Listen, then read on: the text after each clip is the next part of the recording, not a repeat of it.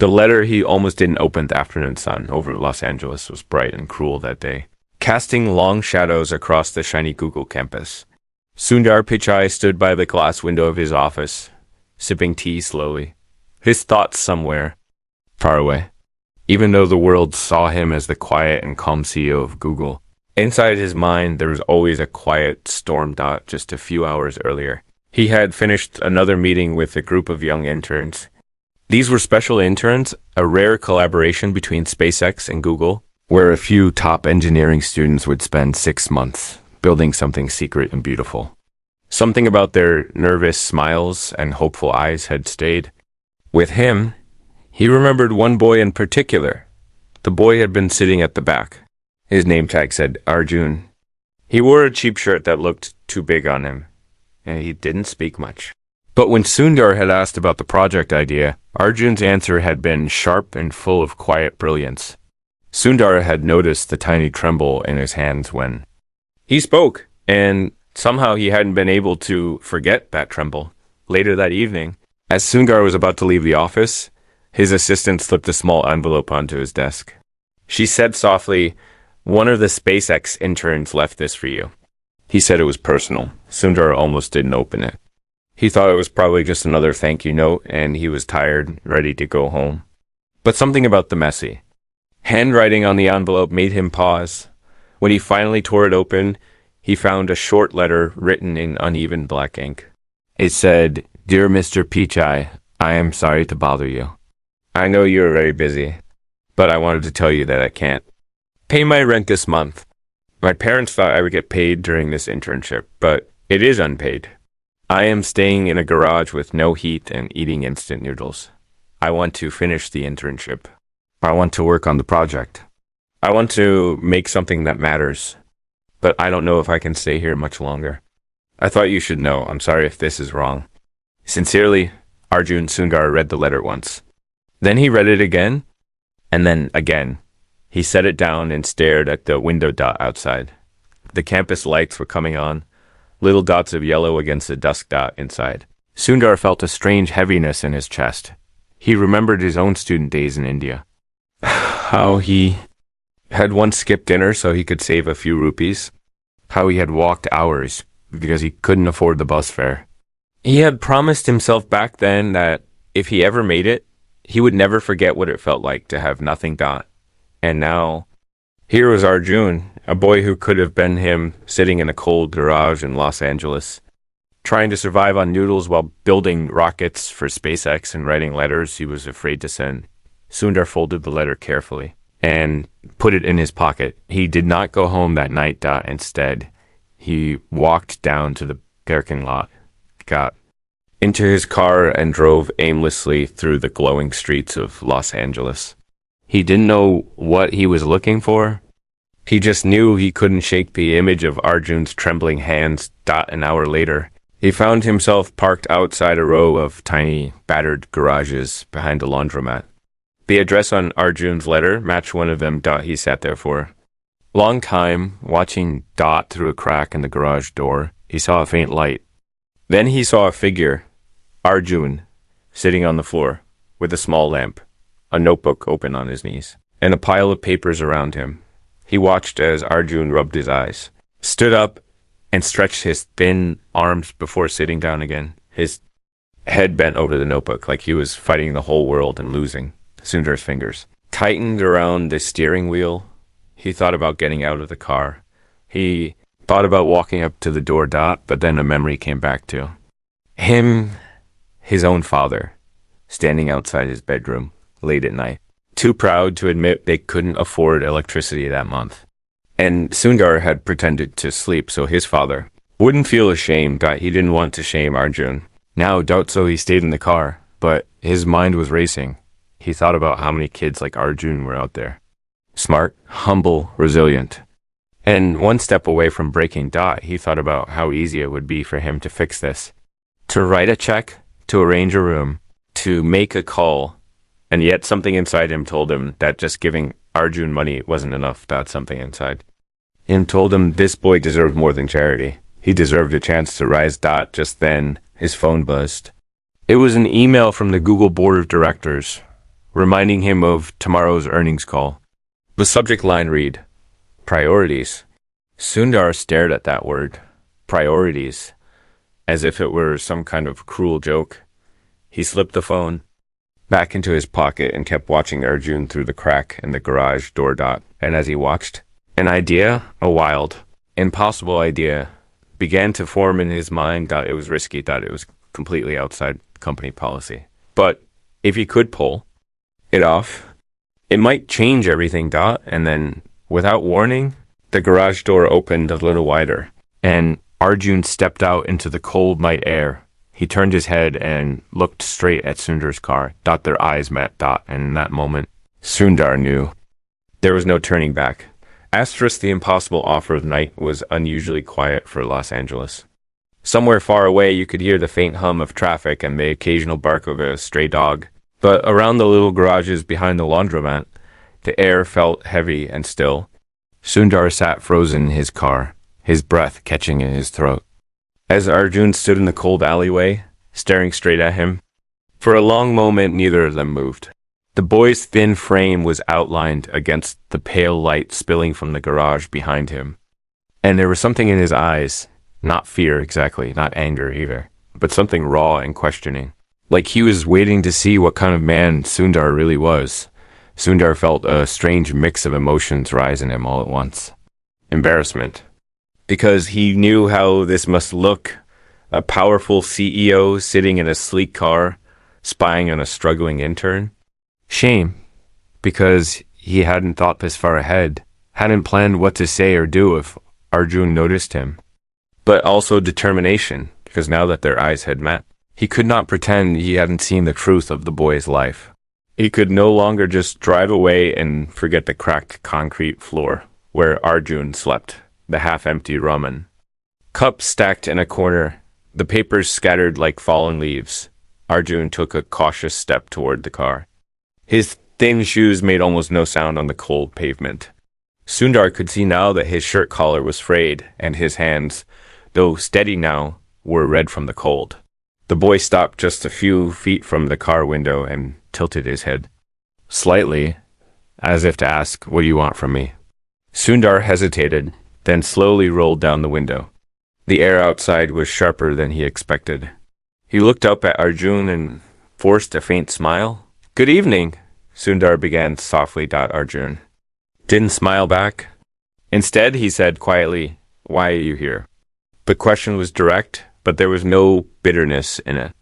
Just quiet curiosity, and perhaps a touch of weariness. Sundar took a deep breath. "I got your letter," he said. He watched Arjun's eyes flicker, then harden slightly. The boy's shoulders tensed. "I shouldn't have written that," Arjun murmured after a moment. "It was stupid. I'm sorry." "Please forget it. It wasn't stupid," Sundar replied firmly. He opened the car door and stepped out into the alley. The ground was cold and rough under his polished shoes. "You told me the truth. That takes courage, and I respect that." Arjun looked down at his feet, his expression unreadable.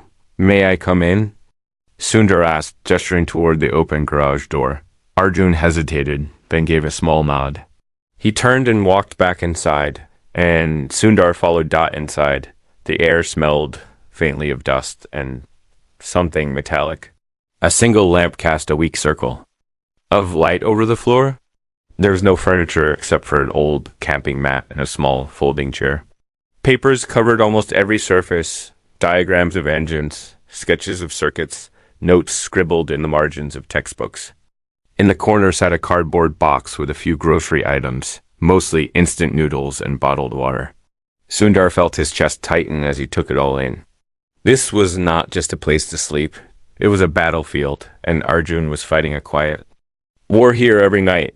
Arjun stood awkwardly near the mat, as if unsure where to put himself. Sundar stayed by the doorway for a moment, then crouched down and picked up one of the papers from the floor. It was a detailed sketch of a rocket nozzle design, elegant and precise. "This is excellent work," Sundar said softly. Arjun glanced at the paper but didn't say anything. Instead, he finally asked, "What do you want from me?" The question hung in the air between them, heavy and sharp. Sundar set the paper down and looked the boy in the eye. I don't want anything from you, he said simply, but I want to offer you something. Arjun raised an eyebrow, clearly skeptical. You see, Sundar continued, choosing his words carefully. When I was your age, I lived in a small apartment in Chennai. We didn't always have electricity. We couldn't afford much. But someone gave me a chance. Someone believed in me. And that made all the difference. Now I want to pay that forward. Arjun frowned slightly. You're saying, what? You'll pay my rent? Sundar shook his head. No, he said, his voice calm but firm. I will not just pay your rent. You deserve better than that. You don't need charity. You need an opportunity. Arjun's eyes narrowed, confused. What do you mean? Sundar straightened up, his mind racing with the idea he had been forming ever since he read that letter. He hadn't even shared it with anyone yet. It was risky, unconventional, maybe even foolish by corporate standards. But standing here, seeing the quiet fire in Arjun's eyes, he knew he couldn't walk away without at least trying. I want to offer you a position, Sundar said finally. A real position, a paid role, something beyond just this internship. It will mean more responsibility, more work, and more eyes on you. But it will also mean you can afford a proper place to live, proper food, and maybe even send something. Home to your parents if you wish. You've already shown me what you can do. I believe you're ready. For the first time that night, Arjun's mask of calm cracked. His mouth opened slightly, then closed again. He seemed to struggle to find the right words. You can't be serious, he whispered. I am, Sundar replied. But I will need you to prove yourself. Not to me. I already believe in you. But to the others, they will doubt you. They will question why I chose you. They will watch for you to fail. So you must work harder than you ever thought possible. Do you understand? Arjun's hands clenched into fists at his sides. His eyes shone with something fierce, not just hope, but determination. I understand, he said quietly. Sundar gave a faint nod. Good. I'll handle the details. But there is one condition. Arjun blinked. What condition? You cannot tell anyone this came from me, Sundar said. Not your fellow interns. Not anyone at SpaceX. If they ask, you tell them you earned it because you will. This is your fight, not mine. Arjun swallowed hard and gave a small nod. All right, he whispered. For a moment they stood there. In silence, two very different men bound by an invisible thread of shared struggle and quiet respect. Then Sundar checked his watch. It was past midnight. He reached into his pocket, pulled out a business card, and handed it to Arjun. Come to this address tomorrow morning, he said. Ask for me. They'll let you in. Arjun took the card with trembling fingers. He looked down at it like it was some kind of strange treasure, something too precious to believe in. Thank you, he murmured. Don't thank me yet, Sundar replied gently. This is just the beginning. He turned and walked toward the door, but as he reached it, Arjun's voice stopped him. Why me? The boy asked softly. Sundar paused, his hand on the door frame. Without turning around. He said, because once someone saw me sitting in a small room just like this, and they chose to believe in me, and they were right. With that, he stepped out into the cold night air. As Sundar got back into his car, he felt the faintest trace of a smile touch his lips. It had been a long time since he had felt this alive, but as he drove away, his phone buzzed with a message that made his smile. Paid. It was from his assistant, Mr. Pichai. Urgent. The board wants to discuss the intern program first thing tomorrow. They've raised concerns about your recent decisions. They're saying you've overstepped. They want answers. Sundar stared at the message, feeling the weight of what he had just done settle on his shoulders. He knew tomorrow would not be easy. The board would not approve. There would be questions, accusations, maybe even consequences. But then he thought of Arjun standing in that garage, his eyes full of quiet fire, and he knew he wouldn't back down. Still, a part of him wondered, had he just made a promise he couldn't keep? And what would happen when the board found out the full truth? He drove on through the empty streets, the city lights blurring past, the question echoing in his mind. Asterisk, the boardroom storm next morning came far too soon. Sundar sat in the back of his car as it glided silently through the streets of Los Angeles toward the Google headquarters. The sun was still low in the sky, spilling pale golden light over the glass towers and quiet sidewalks. But instead of admiring the view, as he sometimes did, Sundar stared down at his hands, feeling the familiar weight of responsibility pressing harder than usual on his chest. In his mind, he kept seeing two images over and over.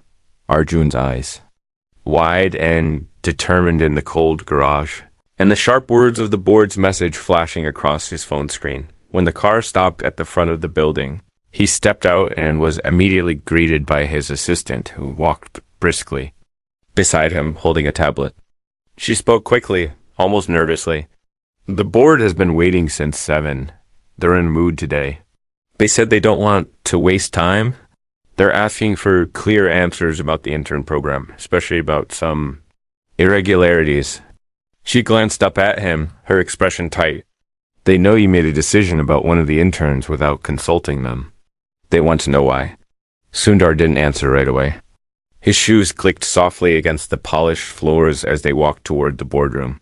Inside his mind, he was already rehearsing what he might say. But he also knew this wouldn't just be about words.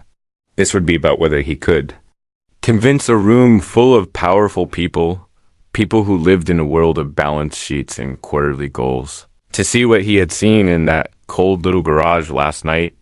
When he finally entered the boardroom, the air inside felt thick, heavy with quiet disapproval. The long table was lined with serious faces, men and women in tailored suits, each with a stack of papers in front of them. No one smiled. No one rose to greet him. Instead, the chairwoman, a stern woman named Elena, gestured for him to sit at the head of the table. He sat, straightened his tie, and folded his hands on the table. "Thank you all for coming," he began. His voice calm but low. Elena didn't bother with polite words.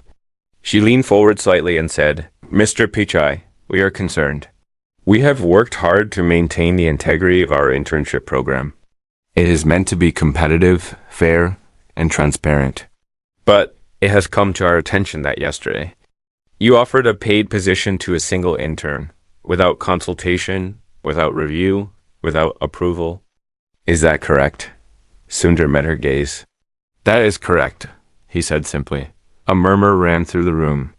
Another board member, a man with sharp glasses and an impatient tone, jumped in. "Do you understand what kind of precedent this sets? If interns believe they can bypass the process just by writing letters to you, we lose control. You make us look weak." Sundar listened quietly, letting the words wash over him. Then he spoke. "With respect," he said, "what weakens us is not helping the people who are already building the future for us. What weakens us is pretending that talent and brilliance only come neatly packaged in polished resins and expensive suits." The room went still for a moment. Elena's lips pressed into a thin line. "You are emotional about this," she said. "That is understandable. But we cannot run a company on emotion. Our policies exist for a reason." Sundar leaned back slightly, his fingers steepled in thought. Then he began to speak more slowly, more deliberately. "When I was young," he said, "I lived in a house where my father and I shared one desk. We could not afford many books. We could not afford proper shoes. But someone, a stranger, gave me a scholarship. Not because of my resume, but because they saw something in me that I could not yet see in myself. And that stranger changed my life." He looked around the room, meeting each person's eyes in turn. "Last night," he continued, "I saw that same spark in an intern. His name is Arjun. He lives in a garage with no heat. He eats instant noodles to survive. And yet he works late into the night designing engines and drawing circuits on scraps of paper. He never asked for help. He only wanted to keep working. When I read his letter, I realized if we cannot make room for someone like him, then we have forgotten why we exist in the first place." The board members shifted uncomfortably. Some avoided his gaze. Others exchanged quiet glances. The man with the glasses spoke up again. That is a touching story, Mr. Pichai, but it does not change the fact that you overstepped. We have shareholders to answer to. We have procedures. You cannot simply pick favorites based on personal feelings. You are right, Sundar said softly. We do have shareholders. We do have procedures, but we also have a choice to be the kind of company that follows rules blindly or the kind that sees people for who they really are. I chose the second, and I stand by that choice. The room fell silent again. Elena finally spoke. Her tone was colder now. Then you leave us no choice, she said. If you insist on keeping this decision, you will bear full responsibility. If this backfires, if there is backlash, if other interns protest, it will be on you. Are you prepared for that? Sundar met her eyes and nodded once. Yes, he said simply. Elena leaned back in her chair. Very well, she said. Then this meeting is over. We will record your decision in the minutes. We do not agree with it, but we will not block it for now. As the board members began gathering their papers and rising from their seats, Sundar stayed seated, staring down at the polished surface of the table. He felt a strange calm settle over him, though somewhere deep inside he also felt a faint tremor of doubt. Had he just risked his reputation, his standing, maybe even his position, for one boy he barely knew? He stood finally and left the room. Without another word outside the boardroom, his assistant hurried up to him, whispering urgently. Sir, Arjun is waiting downstairs. He showed up early. He looks nervous. Sundar's heart gave a little jolt. He nodded and walked briskly to the elevator. When he stepped into the lobby, he saw Arjun sitting stiffly on a bench near the glass doors. He had tried to tidy his clothes, but his collar was still uneven and his shoes scuffed. He clutched the business card Sundar had given him like it was his only anchor in the world. When he saw Sundar, he stood quickly, his eyes wide with a mixture of hope and fear. You came? Sundar said, with a faint smile. Arjun nodded. You said to.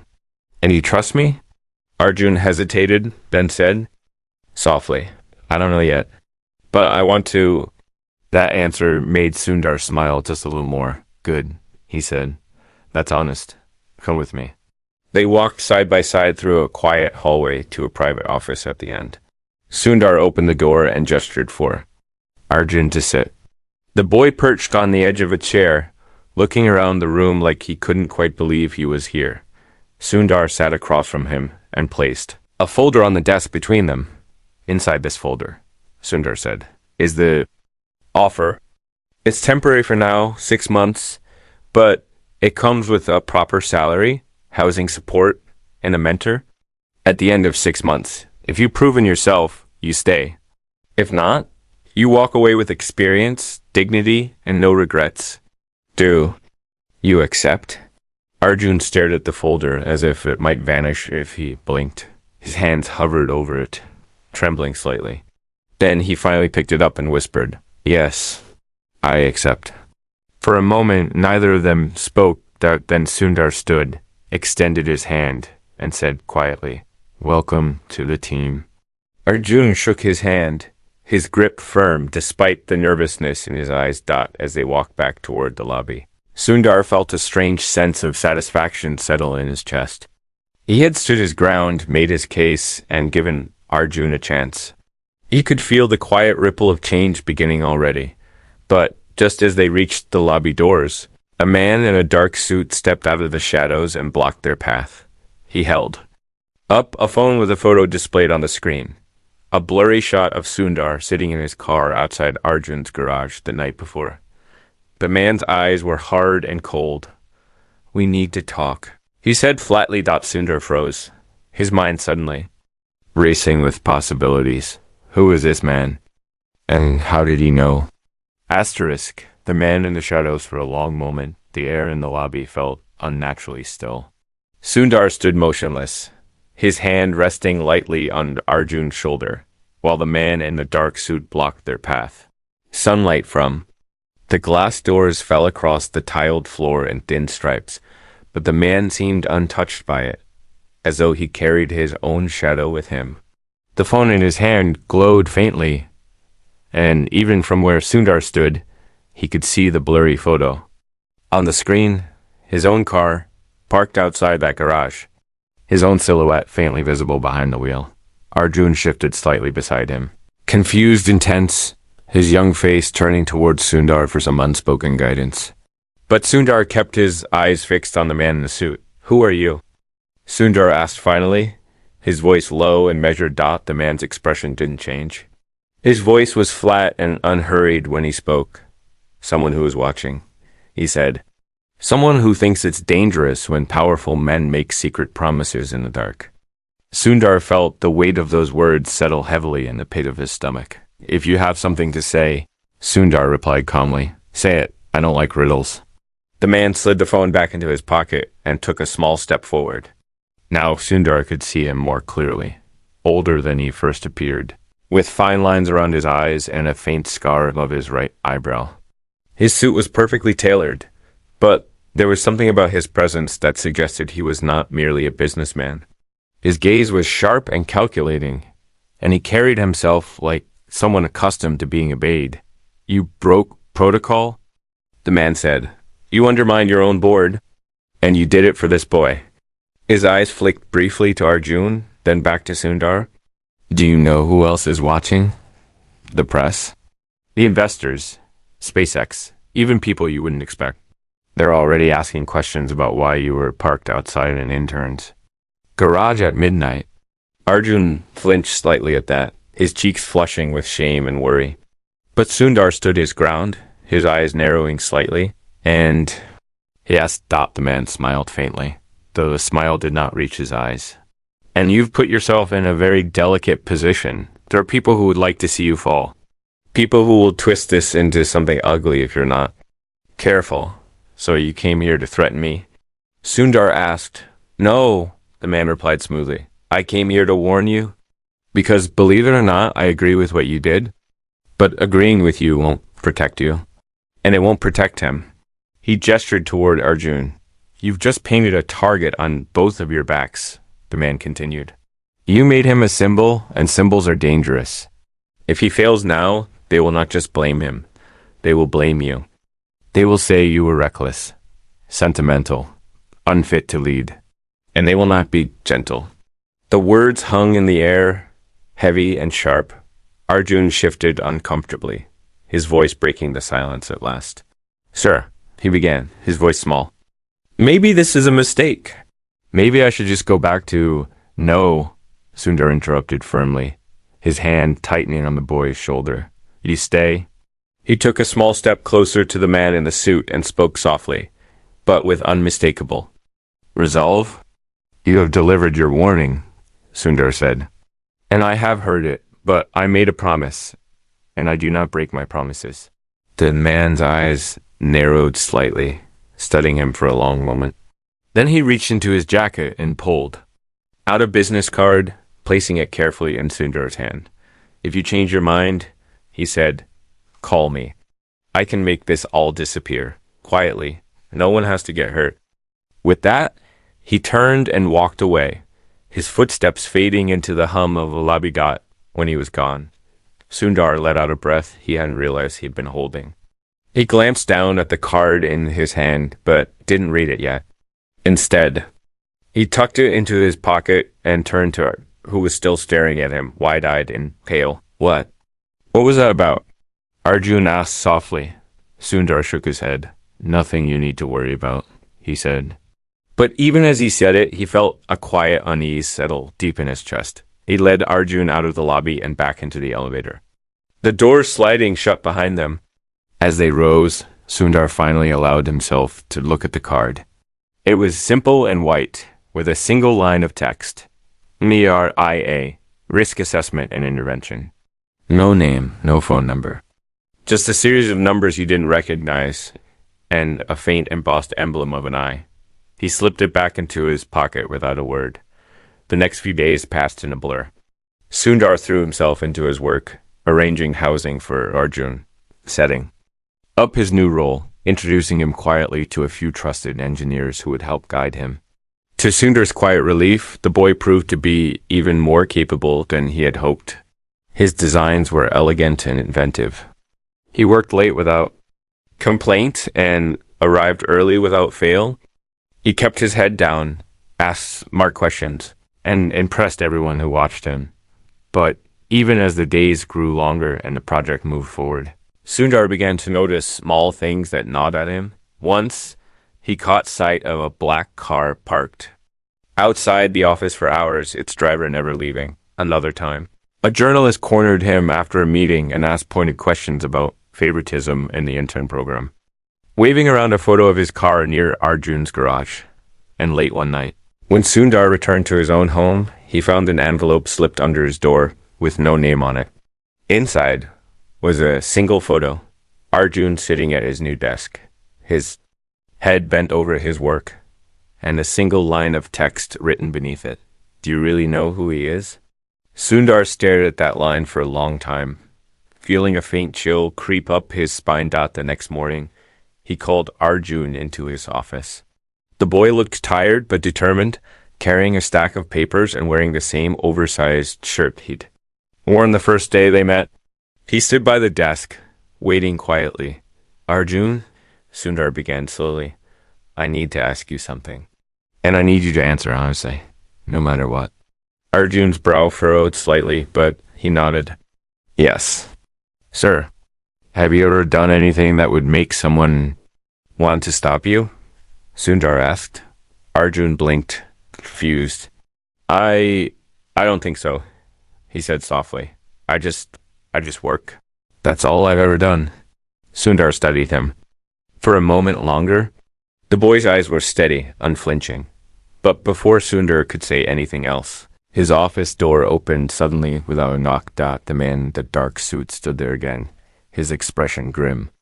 This time, he held a small sealed folder in his hand. You need to see this, the man said.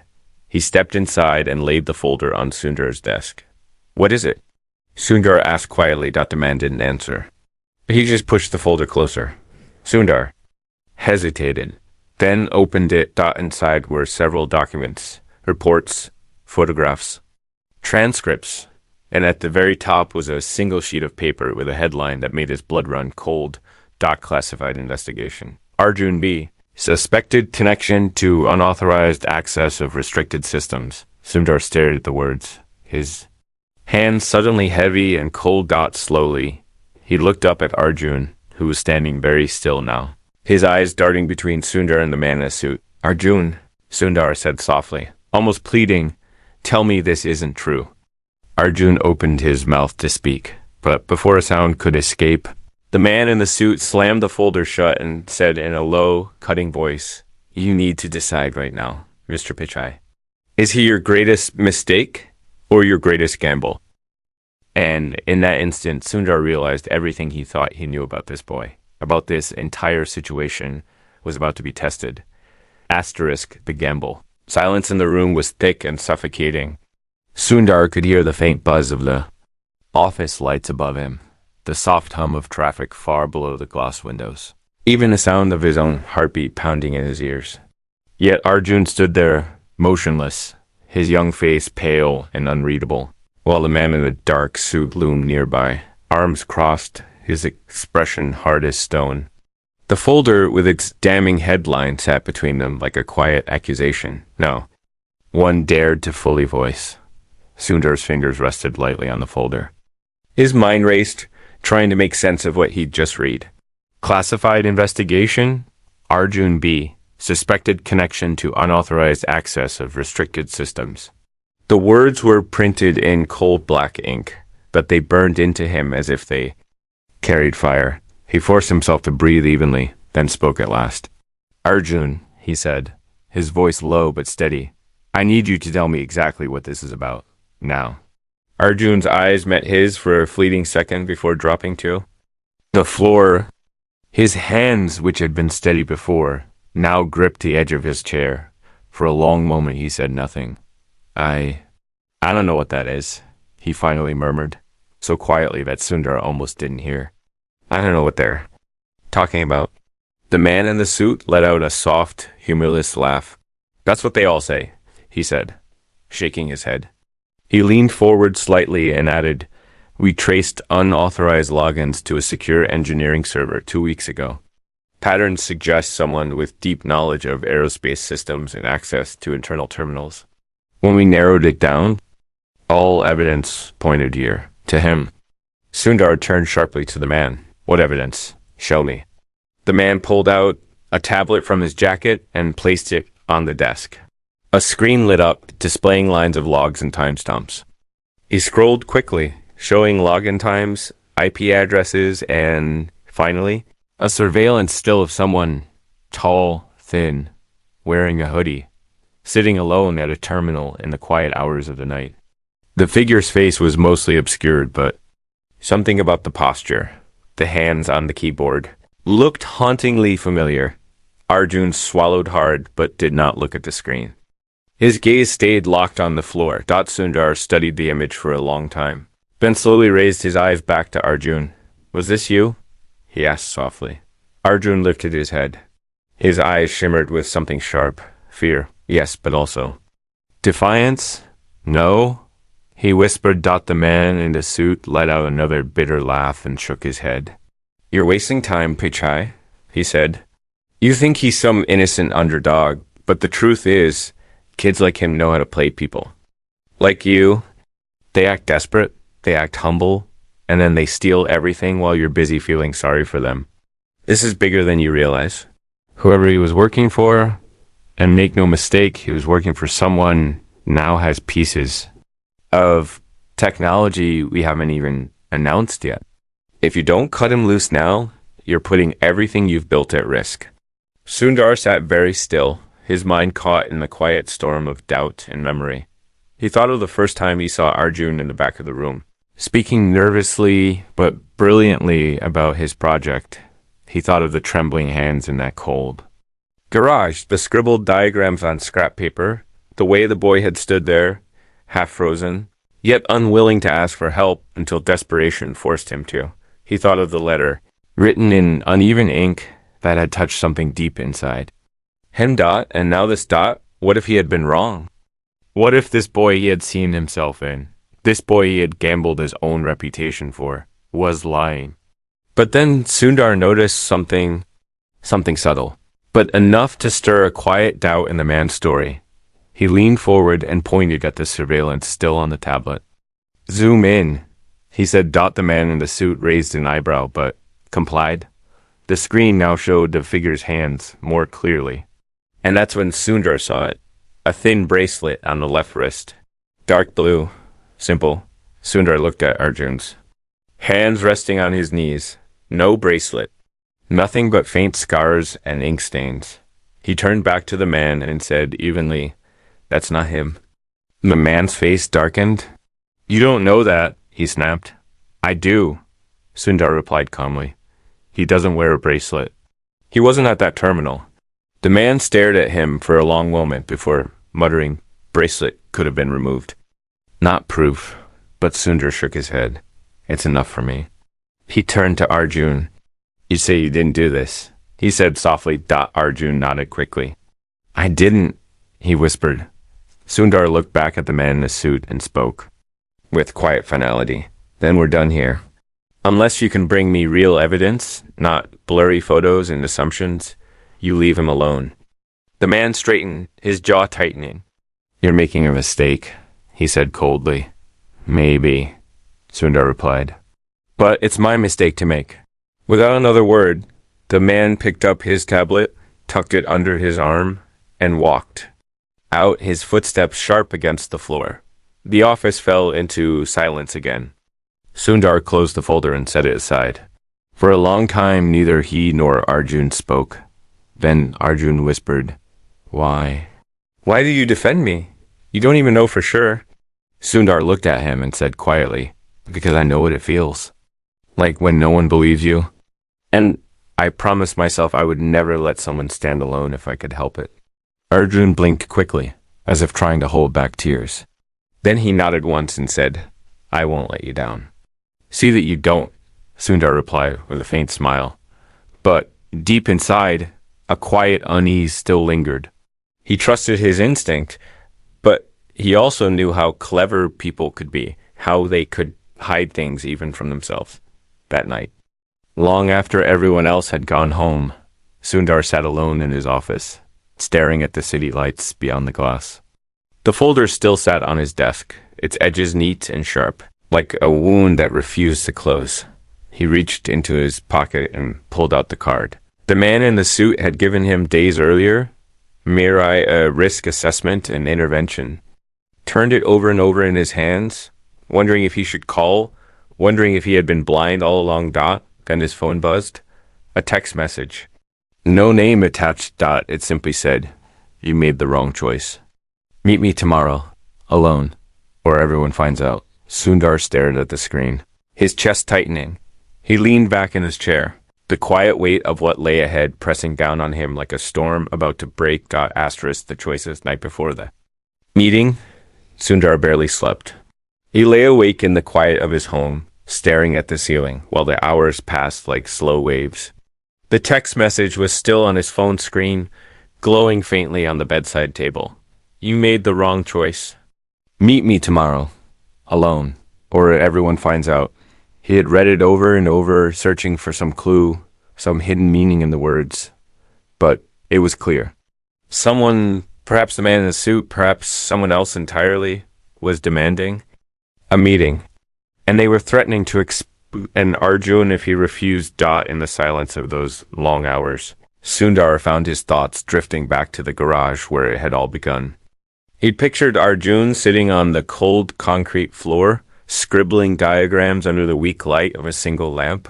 He remembered the boy's trembling hands and quiet eyes, and he thought of his own youth, how close he had come to giving up once, how one small act of kindness had kept him going.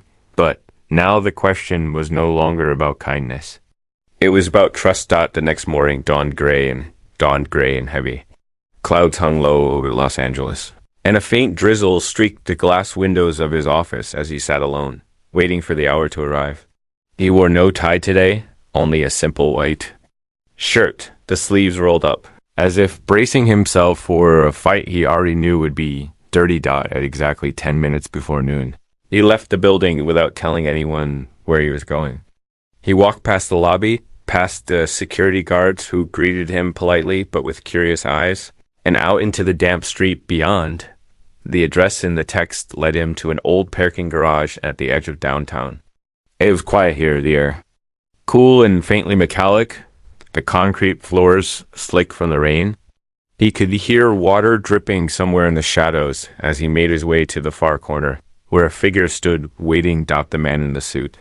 He leaned casually against a pillar, arms crossed, his sharp eyes watching Sundar approach. "You came," the man said, his tone almost amused. "You gave me no choice," Sundar replied. "There's always a choice." The man murmured. Sundar stopped a few feet away, his hands at his sides. "What do you want?" The man tilted his head slightly, studying him in silence before speaking.